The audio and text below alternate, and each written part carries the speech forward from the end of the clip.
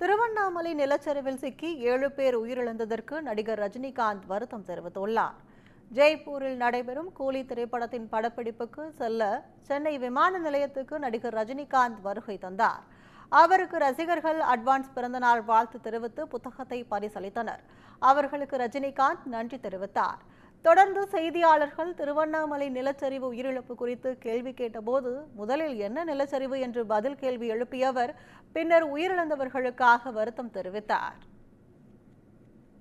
திருவண்ணாமலையில் ஒரு 7 பேர் நிலச்சரிவில் இறந்திருக்காங்க சார். எப்போ? மழை. Oh my God, sorry. Coolie படத்தோட அடுத்த கட்ட படப்பிடிப்பு போகும். ஆமாங்க, எஸ், தேங்க்யூ. அடுத்த படம் ஏதாவது இருக்காது? இல்லை, இப்போ கூலிக்கு அப்புறம் தான் எல்லாம். தேங்க்யூ. அட்வான்ஸ் சாத்தியம். தேங்க்யூ. அட்வான்ஸ் சாத்தியம். தேங்க்யூ.